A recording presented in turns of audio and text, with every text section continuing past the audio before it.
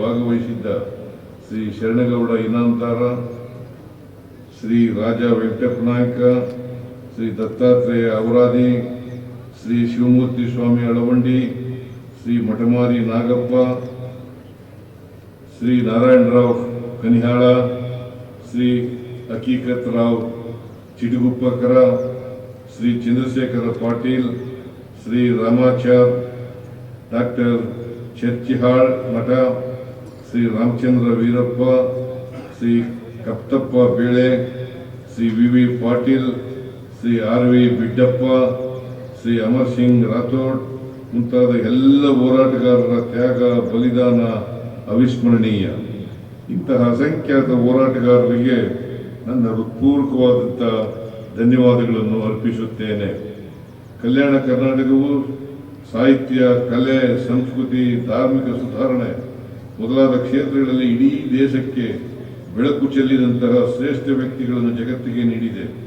ಕನ್ನಡದ ಮೊಟ್ಟ ಮೊದಲ ಉಪಲಬ್ಧ ಗ್ರಂಥ ಕವಿರಾಜ ಮಾರ್ಗದಲ್ಲಿ ನಿಜವಾದ ಒಡವೆ ಎಂದರೆ ಪರಧರ್ಮ ಮತ್ತು ಪರರ ವಿಚಾರಗಳನ್ನು ಸಹನೆಯಿಂದ ನೋಡುವುದು ಎಂಬ ಶಾಶ್ವತ ಸೌಹಾರ್ದ ತತ್ವವನ್ನು ಜಗತ್ತಿಗೆ ನೀಡಲಾಗಿದೆ.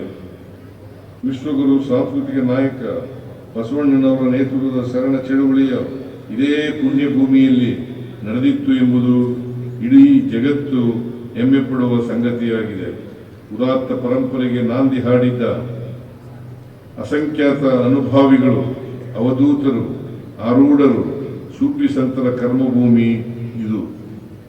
ಸ್ವತಂತ್ರ ಭಾರತವು ಅಭಿವೃದ್ಧಿ ಮಾರ್ಗದ ಕಡೆಗೆ ಮುನ್ನಡೆಯುತ್ತಿದ್ದ ಸಂದರ್ಭದಲ್ಲಿ ಕಲ್ಯಾಣ ಕರ್ನಾಟಕದ ಜಿಲ್ಲೆಗಳು ಅಭಿವೃದ್ಧಿ ಕಾಣದೆ ಅಂಧಕಾರದಲ್ಲಿ ಉಳಿದು ಬಿಟ್ಟಿದ್ದವು. ಸಂವಿಧಾನಬದ್ಧವಾಗಿ ನಾವು ಅಭಿವೃದ್ಧಿ ಹೊಂದಬೇಕೆಂಬ ಸಂಕಲ್ಪ ಮೂಡಿದ ಕಾರಣದಿಂದಲೇ ಹೋರಾಟಗಳು ಹುಟ್ಟಿಕೊಂಡವು.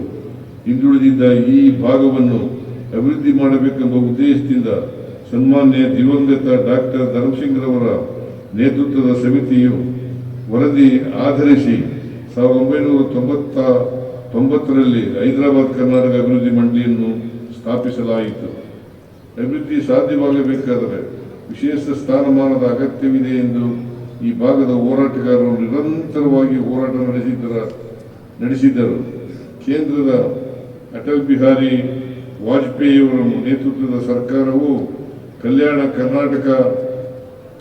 ಕರ್ನಾಟಕಕ್ಕೆ ನೀಡಬೇಕಾದ ವಿಶೇಷ ಸ್ಥಾನಮಾನವನ್ನು ಕೊಡಲಾಗುವುದಿಲ್ಲವೆಂದು ಬಹುಕಾಲದ ಜನರ ಬೇಡಿಕೆಯನ್ನು ತಿರಸ್ಕರಿಸಿತ್ತು.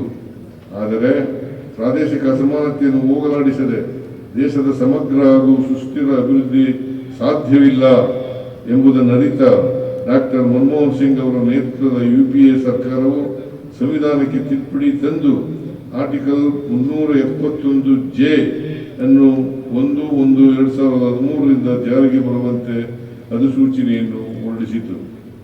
ವಿಶೇಷ ಸ್ಥಾನಮಾನಕ್ಕಾಗಿ ನಡೆದ ಹೋರಾಟಗಳ ಮುಖಂಡತ್ವ ವಹಿಸಿದ್ದ ಮಾನ್ಯ ಮಲ್ಲಿಕಾರ್ಜುನ ಖರ್ಗೆಯವರು, ಮಾನ್ಯ ದಿವಂಗತ ಧರ್ಮಸಿಂಗ್ರವರು ಮುಂತಾದ ಅನೇಕ ಮಾನೀಯರ ಹೋರಾಟವನ್ನು ನಾವು ಮರೆಯಬಾರದು.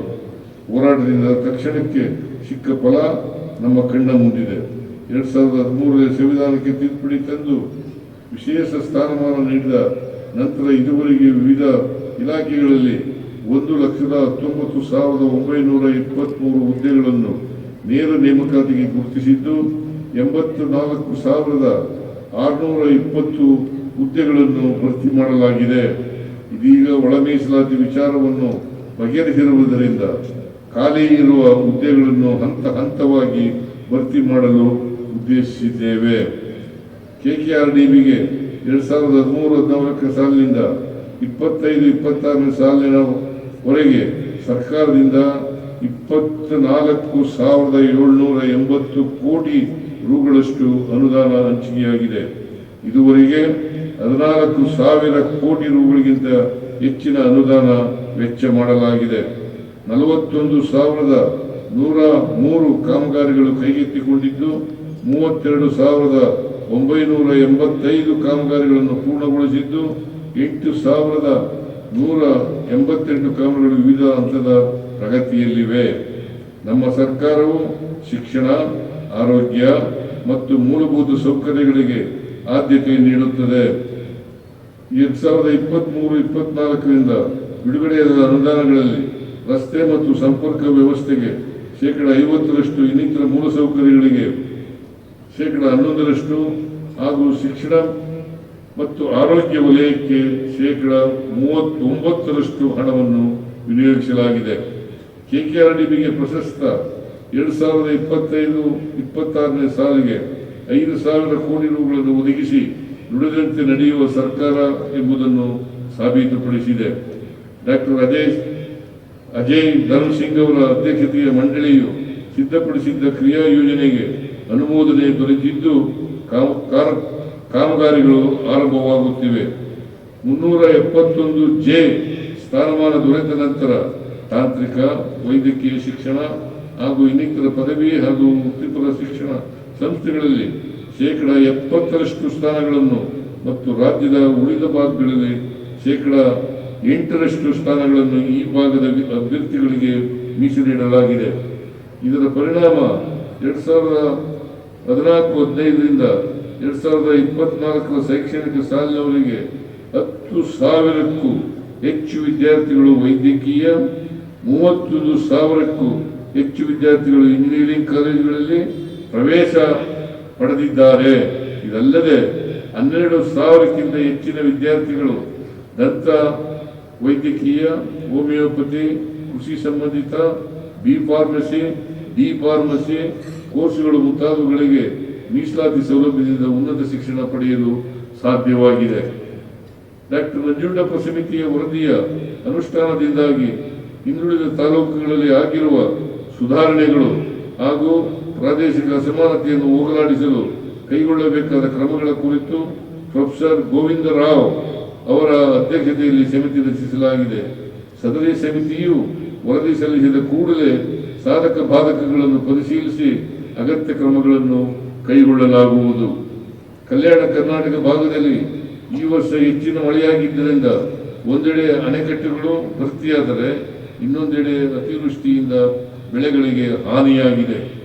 ಜಂಟಿ ಸಮೀಕ್ಷೆ ಕಾರ್ಯವನ್ನು ಸಮರ್ಪಕವಾಗಿ ಮಾಡಿ ಬೆಳೆ ಪರಿಹಾರವನ್ನು ಶೀಘ್ರವಾಗಿ ನೀಡಲು ಕಂದಾಯ ಇಲಾಖೆಗೆ ಸೂಚನೆ ನೀಡಲಾಗಿದೆ.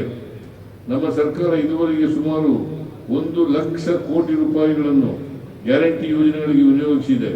ಕಲ್ಯಾಣ ಕರ್ನಾಟಕ ಭಾಗದ ಜಿಲ್ಲೆಗಳ ವ್ಯಾಪ್ತಿಯಲ್ಲಿ ಶಕ್ತಿ ಯೋಜನೆಯಡಿಯಲ್ಲಿ 77.6 ಕೋಟಿ ಟ್ರಿಪ್ಪುಗಳಲ್ಲಿ ಮಹಿಳೆಯರು ಉಚಿತವಾಗಿ ಪ್ರಯಾಣಿಸಿದ್ದು, ಇದಕ್ಕಾಗಿ 2,100 ಕೋಟಿ ರೂಗಳಷ್ಟನ್ನು ವೆಚ್ಚ ಮಾಡಲಾಗಿದೆ. ಇಷ್ಟರ ನಡುವೆಯೂ ಕಳೆದ 2 ವರ್ಷಗಳಲ್ಲಿ ಕೆಕೆಆರ್ಟಿಸಿಗೆ ಹೊಸದಾಗಿ 937 ಹೊಸ ಬಸ್ಸುಗಳನ್ನು ಖರೀದಿಸಿ ಒದಗಿಸಿದ್ದೇವೆ. ಇದಲ್ಲದೆ 1,873 ಸಿಬ್ಬಂದಿಯನ್ನು ಸಹ ನೇಮಕ ಮಾಡಿದ್ದೇವೆ. ಗೃಹ ಜ್ಯೋತಿ ಯೋಜನೆಯಡಿ 21.42 ಲಕ್ಷ ಗ್ರಾಹಕರು ಉಚಿತ ವಿದ್ಯುತ್ ಸೌಲಭ್ಯ ಪಡೆಯುತ್ತಿದ್ದು, ಇದಕ್ಕಾಗಿ 2,328 ಕೋಟಿ ರು ವಿನಿಯೋಗಿಸಲಾಗಿದೆ. ಗೃಹಲಕ್ಷ್ಮಿ ಯೋಜನೆಯಡಿ 24.78 ಲಕ್ಷ ಕುಟುಂಬಗಳ ಯಜಮಾನಿ ಮಹಿಳೆಯರಿಗೆ ತಲಾ 2,000 ರೂಗಳಂತೆ ಒಟ್ಟು 9,650 ಕೋಟಿ ರೂಗಳನ್ನು ವಿತರಿಸಲಾಗಿದೆ. ಅನ್ನಭಾಗ್ಯ ಯೋಜನೆಯಡಿ ಈ ಭಾಗದ ಫಲಾನುಭವಿಗಳಿಗೆ ಒಟ್ಟು 3,200 ಕೋಟಿ ರೂಗಳಿಗೂ ಹೆಚ್ಚಿನ ಮೊತ್ತವನ್ನು ವಿನಿಯೋಗಿಸಲಾಗಿದೆ. ಯುವ ನಿಧಿ ಯೋಜನೆಯಡಿ 5.75 ಲಕ್ಷ ನಿರುದ್ಯೋಗಿ ಯುವಕ ಯುವತಿಯರಿಗೆ ಒಟ್ಟು 172 ಕೋಟಿ ರೂಗಳನ್ನು ನೀಡಲಾಗಿದೆ. ಈ ಭಾಗದ ಎಸ್ಎಸ್ಎಲ್ಸಿ ಮತ್ತು ಪಿಯುಸಿಗಳಲ್ಲಿ ಉತ್ತೀರ್ಣರಾಗುವವರ ಪ್ರಮಾಣ ತೀರ ಕಡಿಮೆ ಇದೆ. ಶಿಕ್ಷಣದ ಗುಣಮಟ್ಟ ಕಾಪಾಡಲು ಶಿಕ್ಷಣ ಸಂಸ್ಥೆಗಳ ಮೂಲಸೌಕರ್ಯ ಹೆಚ್ಚಳ ಹಾಗೂ ವಸತಿ ನಿಲಯ ಕಟ್ಟಡ ನಿರ್ಮಾಣ ಹೀಗೆ ಅನೇಕ ಶೈಕ್ಷಣಿಕ ಚಟುವಟಿಕೆಗಳನ್ನು ಹಮ್ಮಿಕೊಳ್ಳಲು ಕಳೆದ 2 ವರ್ಷದಿಂದ ಅಕ್ಷರ ಆವಿಷ್ಕಾರ ಕಾರ್ಯಕ್ರಮ ರೂಪಿಸಿ ಇದುವರೆಗೆ 6,000 ಕೋಟಿ ರೂಗಳಿಗಿಂತ ಹೆಚ್ಚಿನ ಅನುದಾನಗಳನ್ನು ಖರ್ಚು ಮಾಡಲಾಗಿದೆ. ಕಲ್ಯಾಣ ಕರ್ನಾಟಕ ಜಿಲ್ಲೆಗಳಲ್ಲಿ ಒಟ್ಟು 5,267 ಶಿಕ್ಷಕರ ಹುದ್ದೆಗಳು ಖಾಲಿ ಇದ್ದು, ಇವುಗಳನ್ನು ಭರ್ತಿ ಮಾಡಲು ಈಗಾಗಲೇ ಸೂಚನೆ ನೀಡಲಾಗಿದೆ. ಈ ವರ್ಷದಿಂದ 10ನೇ ತರಗತಿಯ ಮಕ್ಕಳಿಗೆ ವಿಶೇಷ ತರಗತಿಗಳನ್ನು ಪ್ರಾರಂಭಿಸುತ್ತಿದ್ದೇವೆ. ಕಲ್ಯಾಣ ಕರ್ನಾಟಕ ಭಾಗದ ಜಿಲ್ಲೆಗಳಲ್ಲಿ ಒಟ್ಟು 350 ಕೆಪಿಎಸ್ ಶಾಲೆಗಳನ್ನು ಮುಂದಿನ 2 ವರ್ಷಗಳಲ್ಲಿ ನಿರ್ಮಿಸುವ ಗುರಿ ಹೊಂದಿದ್ದೇವೆ. ಇದಲ್ಲದೆ ಉನ್ನತ ಶಿಕ್ಷಣಕ್ಕೂ ಕಳೆದ 2 ವರ್ಷಗಳಲ್ಲಿ 250 ಕೋಟಿ ರುಗಳನ್ನು ಒದಗಿಸಿದ್ದೇವೆ. ಗುಲ್ಬರ್ಗ ವಿವಿ ಆವರಣದಲ್ಲಿ 1,000 ಸಾಮರ್ಥ್ಯದ ವಸತಿ ನಿಲಯ ಸಂಕೀರ್ಣವನ್ನು 78 ಕೋಟಿ ರು ವೆಚ್ಚದಲ್ಲಿ ನಿರ್ಮಾಣ ಮಾಡಲಾಗಿದೆ. 2024-25ರಿಂದ ಈವರೆಗೆ 7 ಜಿಲ್ಲೆಗಳ ವ್ಯಾಪ್ತಿಯಲ್ಲಿ ಹಿಂದುಳಿದ ವರ್ಗಗಳ ವಸತಿ ನಿಲಯಗಳ ನಿರ್ಮಾಣಕ್ಕಾಗಿ 306 ಕೋಟಿ ರು, ಅಲ್ಪಸಂಖ್ಯಾತರ 41 ವಸತಿ ನಿಲಯ ವಸತಿ ಶಾಲೆಗಳ ಕಟ್ಟಡ ನಿರ್ಮಾಣಕ್ಕಾಗಿ 204 ಕೋಟಿ ರು, ಸಮಾಜ ಕಲ್ಯಾಣ ಇಲಾಖೆ ವತಿಯಿಂದ 316 ಕೋಟಿ ರು ವೆಚ್ಚದಲ್ಲಿ 14 ವಸತಿ ನಿಲಯ ವಸತಿ ಶಾಲೆಗಳ ಕಟ್ಟಡಗಳನ್ನು ನಿರ್ಮಿಸಲಾಗುತ್ತಿದೆ. ಇದಲ್ಲದೆ ಈ ಜಿಲ್ಲೆಗಳ ವಸತಿ ನಿಲಯ ವಸತಿ ಶಾಲೆಗಳಿಗೆ 100 ಕೋಟಿ ರು ವೆಚ್ಚದಲ್ಲಿ ಮೂಲ ಸೌಕರ್ಯಗಳನ್ನು ಸಹ ಒದಗಿಸಲಾಗುತ್ತಿದೆ. ಕರ್ನಾಟಕ ರಾಜ್ಯ ವಕ್ಫ್ ಮಂಡಳಿ ಬ್ಯಾಂಕ್ ಖಾತೆಗಳಲ್ಲಿ ಲಭ್ಯವಿರುವ ಬಡ್ಡಿ ಮೊತ್ತದಲ್ಲಿ ಪ್ರದೇಶದ 15 ಮಹಿಳಾ ಪದವಿ ಪೂರ್ವ ಕಾಲೇಜು ಕಟ್ಟಡ ನಿರ್ಮಾಣ ಕಾಮಗಾರಿಯನ್ನು 48 ರುಗಳ ವೆಚ್ಚದಲ್ಲಿ ಪ್ರಾರಂಭಿಸಲಾಗಿದೆ. ಕಲಬುರಗಿ ಜಿಲ್ಲೆಯಲ್ಲಿ 2,515 ನೂತನ ಅಂಗನವಾಡಿ ಕಟ್ಟಡಗಳನ್ನು 118 ಕೋಟಿ ರುಗಳ ಅಂದಾಜು ಮೊತ್ತದಲ್ಲಿ 50-50 ಅನುಪಾತದಲ್ಲಿ ಮಹಿಳಾ ಮತ್ತು ಮಕ್ಕಳ ಕಲ್ಯಾಣ ಇಲಾಖೆ ಮತ್ತು KKRDB ಅನುದಾನದಲ್ಲಿ ನಿರ್ಮಿಸಲಾಗುತ್ತಿದೆ. ಈ ಭಾಗದ ಮಕ್ಕಳಿಗೆ ಪರೀಕ್ಷಾ ಪೂರ್ವ ತರಬೇತಿ ನೀಡಲು ಕಲಬುರಗಿಯಲ್ಲಿ ನೈಸ್ ಅಕಾಡೆಮಿ ಸಂಸ್ಥೆ ಸ್ಥಾಪಿಸಿದ್ದೇವೆ. ಪ್ರತಿ ವರ್ಷ ಸುಮಾರು 2,000 ಅಭ್ಯರ್ಥಿಗಳಿಗೆ IAS, KAS, ಬ್ಯಾಂಕಿಂಗ್ ಹಾಗೂ ರಾಜ್ಯ ಸರ್ಕಾರದ ನೇಮಕಾತಿಯ ಸ್ಪರ್ಧಾತ್ಮಕ ಪರೀಕ್ಷೆಗಳಲ್ಲಿ ಇಲ್ಲಿ ತರಬೇತಿ ನೀಡಲಾಗುತ್ತಿದೆ. ಕಲ್ಯಾಣ ಕರ್ನಾಟಕದ ಜಿಲ್ಲೆಗಳ ಜನರ ಆರೋಗ್ಯ ವ್ಯವಸ್ಥೆಯನ್ನು ಸಮಗ್ರವಾಗಿ ಸುಧಾರಿಸುವ ಉದ್ದೇಶದಿಂದ 1,797 ಕೋಟಿ ರು ಅನುದಾನ ಒದಗಿಸುವ ಮೂಲಕ ಆರೋಗ್ಯ ಆವಿಷ್ಕಾರ ಎಂಬ ವಿಶೇಷ ಕಾರ್ಯಕ್ರಮವನ್ನು ರೂಪಿಸಿದ್ದೇವೆ. ಕಲಬುರಗಿಯಲ್ಲಿ 163 ಕೋಟಿ ರು ವೆಚ್ಚದಲ್ಲಿ ಸೂಪರ್ ಸ್ಪೆಷಾಲಿಟಿ ಆಸ್ಪತ್ರೆಯನ್ನು ಪ್ರಾರಂಭಿಸಲಾಗಿದೆ. 28 ಕೋಟಿ ರು ವೆಚ್ಚದಲ್ಲಿ ಆರೋಗ್ಯ ಸೌಧದ ಕಟ್ಟಡ, ಜಿಮ್ಸ್ ಆಸ್ಪತ್ರೆಯ ಆವರಣದಲ್ಲಿ 90 ಕೋಟಿ ರು ವೆಚ್ಚದಲ್ಲಿ ತಾಯಿ ಮತ್ತು ಮಕ್ಕಳ ಆಸ್ಪತ್ರೆ, 72 ಕೋಟಿ ರು ವೆಚ್ಚದಲ್ಲಿ ಕ್ಯಾನ್ಸರ್ ಆಸ್ಪತ್ರೆ ಮುಂತಾದ ನಿರ್ಮಾಣ ಕಾಮಗಾರಿಗಳನ್ನು ಪ್ರಾರಂಭಿಸಲಾಗಿದೆ. ಕಲಬುರಗಿಯಲ್ಲಿ ನಿಮಾನ್ಸ್ ಮಾದರಿಯ ಸಂಸ್ಥೆಯನ್ನು ಸ್ಥಾಪಿಸಲು 100 ಕೋಟಿ, ಇಂದಿರಾ ಗಾಂಧಿ ಮಕ್ಕಳ ಆರೋಗ್ಯ ಘಟಕ ಸ್ಥಾಪನೆಗೆ 221 ಕೋಟಿ ಒದಗಿಸಲಾಗಿದೆ. ಪ್ರಾದೇಶಿಕ ಎಂಡೋಕ್ರೈನಾಲಜಿ ಕೇಂದ್ರಗಳನ್ನು ಆರಂಭಿಸುವುದಕ್ಕಾಗಿ 50 ಕೋಟಿ ರು ನೀಡಲಾಗಿದೆ. ಬೀದರ್ ಸರ್ಕಾರಿ ವೈದ್ಯಕೀಯ ಕಾಲೇಜು ಆಸ್ಪತ್ರೆಯಲ್ಲಿ ಕ್ಯಾನ್ಸರ್ ಪತ್ತೆ ವಿಭಾಗವನ್ನು ಆರಂಭಿಸುವುದಕ್ಕಾಗಿ 18 ಕೋಟಿ, ಕೊಪ್ಪಳ ವೈದ್ಯಕೀಯ ವಿಜ್ಞಾನ ಸಂಸ್ಥೆಯ ಅಧೀನದಲ್ಲಿ ಸೂಪರ್ ಸ್ಪೆಷಾಲಿಟಿ ಆಸ್ಪತ್ರೆ ಆರಂಭಿಸುವುದಕ್ಕಾಗಿ 100 ಕೋಟಿ, ರಾಯಚೂರಿನ ರಾಜೀವ್ ಗಾಂಧಿ ಸೂಪರ್ ಸ್ಪೆಷಾಲಿಟಿ ಆಸ್ಪತ್ರೆಯ ಆವರಣದಲ್ಲಿ ಪೆರಿಫೆರಲ್ ಕ್ಯಾನ್ಸರ್ ಚಿಕಿತ್ಸಾ ಘಟಕ ಸ್ಥಾಪಿಸಲು 50 ಕೋಟಿ, ಯಲಬುರ್ಗಾ, ಜೇವರ್ಗಿ ಮತ್ತು ಯಾದಗಿರಿಯಲ್ಲಿ ಹೊಸದಾಗಿ ನರ್ಸಿಂಗ್ ಕಾಲೇಜುಗಳನ್ನು ಆರಂಭಿಸಲು ಒಟ್ಟು 18 ಕೋಟಿ ರು ಅನುದಾನ ಒದಗಿಸಲಾಗಿದೆ. ಕಲಬುರಗಿಯ ಶ್ರೀ ಜಯದೇವ ಹೃದ್ರೋಗ ವಿಜ್ಞಾನ ಮತ್ತು ಸಂಶೋಧನಾ ಸಂಸ್ಥೆಯ ಆಸ್ಪತ್ರೆ ಕಟ್ಟಡ ಮತ್ತು ಉಪಕರಣಗಳಿಗಾಗಿ 287 ಕೋಟಿ ರುಗಳನ್ನು ಒದಗಿಸಿದ್ದೇವೆ. ಆಸ್ಪತ್ರೆಯು ಈಗಾಗಲೇ ಸಮರ್ಪಕವಾಗಿ ಕಾರ್ಯನಿರ್ವಹಿಸುತ್ತಿದ್ದು, ಇದರಿಂದ ಹೃದ್ರೋಗಿಗಳಿಗೆ ಅತ್ಯುತ್ತಮ ಸೇವೆ ಸಿಗುವಂತಾಗಿದೆ. 9.60 ಕೋಟಿ ರುಗಳ ಮೊತ್ತದಲ್ಲಿ KKRDB ಹಾರ್ಟ್ ಲೈನ್ ಯೋಜನೆಗೆ ಇಂದಿಲ್ಲಿ ಚಾಲನೆ ನೀಡಲಾಗುತ್ತಿದ್ದು, 32 ಆಂಬ್ಯುಲೆನ್ಸ್ಗಳನ್ನು ಹೃದಯಘಾತದ ತುರ್ತು ಸಂದರ್ಭದಲ್ಲಿ ಅವಶ್ಯಕವಾಗಿರುವ ಉಪಕರಣಗಳೊಂದಿಗೆ ಆರೋಗ್ಯ ಇಲಾಖೆಗೆ ಹಸ್ತಾಂತರಿಸಲಾಗುತ್ತಿದೆ. ರಾಯಚೂರಿನಲ್ಲಿ ಏಮ್ಸ್ ಸಂಸ್ಥೆಯನ್ನು ಸ್ಥಾಪಿಸಲು ನಮ್ಮ ಸರ್ಕಾರವು ಅಗತ್ಯವಿರುವ ಎಲ್ಲ ನೆರವನ್ನು ಒದಗಿಸಲು ಸಿದ್ಧವಿದೆ. ಕೇಂದ್ರಕ್ಕೆ ಹಲವಾರು ಪತ್ರಗಳನ್ನು ಬರೆದಿದ್ದೇವೆ. ಸ್ವತಃ ಕೇಂದ್ರದ ಸಚಿವರುಗಳನ್ನು ಭೇಟಿ ಮಾಡಿ ಒತ್ತಾಯಿಸಿದ್ದೇವೆ. ಆದರೂ ಸಹ ಕೇಂದ್ರ ಸರ್ಕಾರ ಕಿಂಚಿತ್ತೂ ಸಹಕಾರವನ್ನು ತೋರಿಸುತ್ತಿಲ್ಲ. ಹಾಗಾಗಿ ಕೇಂದ್ರ ಸರ್ಕಾರವು ಕೂಡಲೇ ಏಮ್ಸ್ ಸಂಸ್ಥೆ ಪ್ರಾರಂಭಿಸಲು ಕ್ರಮ ವಹಿಸಬೇಕೆಂದು ಒತ್ತಾಯಿಸುತ್ತೇನೆ. ಮಾನ್ಯ ಮಲ್ಲಿಕಾರ್ಜುನ ಖರ್ಗೆಯವರ ಕನಸಿನಂತೆ ಕಲಬುರಗಿಯನ್ನು ರೀಜನಲ್ ಹೆಲ್ತ್ ಹಬ್ ಮಾಡುವತ್ತ ಹೆಜ್ಜೆ ಇಟ್ಟಿದ್ದೇವೆ. ಈ ಭಾಗದ ಜನರು ಚಿಕಿತ್ಸೆಗಾಗಿ ದೂರದ ಬೆಂಗಳೂರು, ಮುಂಬೈ, ಹೈದರಾಬಾದ್ಗೆ ಹೋಗುವುದನ್ನು ತಪ್ಪಿಸಿ ಇಲ್ಲಿಯೇ ಗುಣಮಟ್ಟದ ಚಿಕಿತ್ಸೆ ನೀಡುವುದು ನಮ್ಮ ಉದ್ದೇಶವಾಗಿದೆ. ಈ ಭಾಗದಲ್ಲಿ ಬೆಳೆಯುವ ರುಚಿಕರವಾದ ಮಾಲ್ದಂಡಿ ಜೋಳದಿಂದ ಮಾಡಿದ ರೊಟ್ಟಿಯನ್ನು ಕಲಬುರಗಿ ರೊಟ್ಟಿ ಎನ್ನುವ ಬ್ರಾಂಡ್ನೊಂದಿಗೆ ಜಾಗೃತಿ ಮೂಡಿಸಲಾಗುತ್ತಿದೆ.